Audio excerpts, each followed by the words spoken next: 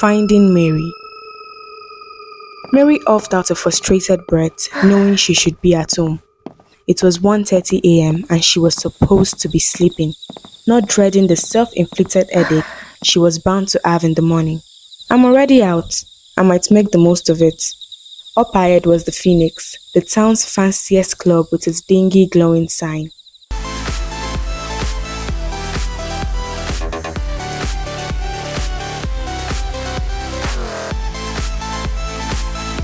Mary hurried to the building, and a burly guy with a surly expression opened the door for her.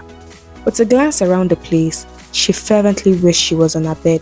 There were people on the dance floor grinding on each other in a rhythm that was too explicit for deafening music. Some of them looked as if they had lost all reasoning. The smell of sweat and cigarettes, both stale and fresh, attacked her nostrils.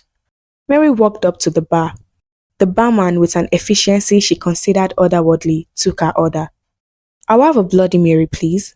She snickered at the irony of buying a drink named after her. She sat at the bar with a drink in her hand, feeling bored. A cold draft hit her, and she shivered slightly. She felt someone's gaze on her. Mary raised her head and glanced at her right. A man stood against the wall in the deeper part of the club, looking at her with piercing black eyes. A chill raced down her spine and singing. Her voice whispered for her to run, but before she could do that, the man leaned free from the wall and walked up to her. Up close, Mary could see how beautiful the man was. He had a face that belonged in the pages of Greek mythologies, and his eyes were captivating. "I'm David. Do you mind if I join you?" His voice was whisper-like. It seemed like a man who did not have to yell to get himself heard. She felt hypnotized when she replied, "I'm Mary. It's fine. You can sit." He sat beside her, and a scent, something musky with pine undertones, wafted up her nose. "Oh, it smells nice," she thought to herself. He struck up a conversation with her, and because he seemed genuinely interested in her replies, she found herself divulging all information about herself.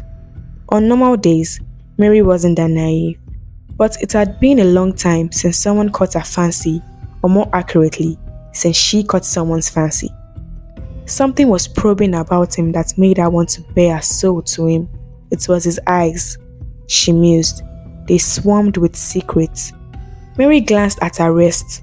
It was now past 3, and she knew she had to get going if she wanted to be productive in the morning. She was about to say so to him when he spoke up. "I could walk you home. The night is dark and all kind of things walk the streets." His words sounded strange, but Mary had chosen to ignore her subconscious. She was enjoying herself and did not want the night to end. She was giddy with pleasure at the thought that he felt the same. For the first time in a long time, she felt like a girl. She now had hope of getting married before she clocked 30. Back in the cold air of the night, she tugged her jacket closer. "My apartment is just 3 blocks from here." They walked side by side until they got to the part of the street where the light had gone out. Mary heard some shuffling behind her and turned to call out to David when a hand clamped over her mouth. She struggled to get herself free, but the hold was too strong.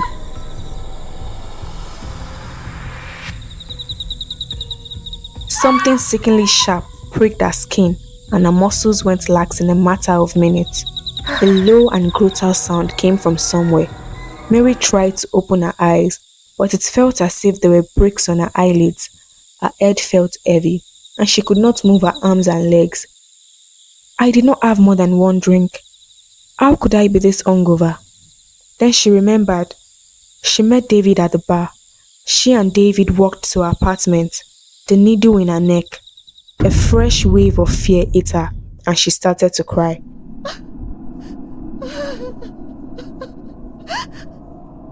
She squinted her eyes open and was mildly blinded by the light directly over her head.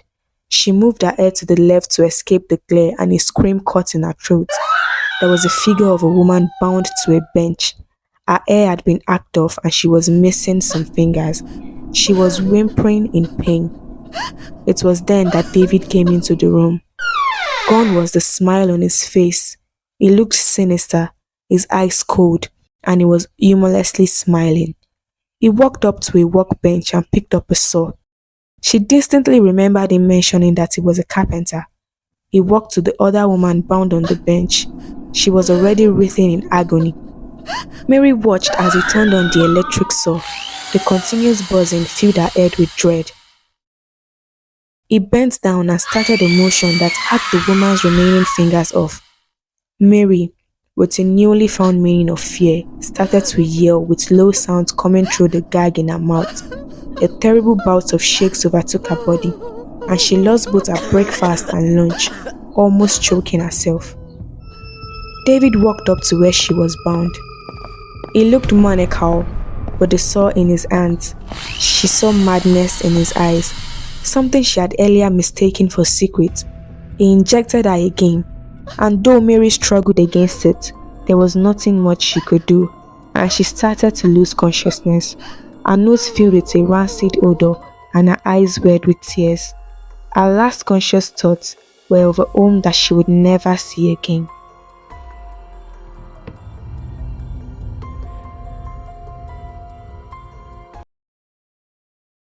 GreyGray, tell. Check it.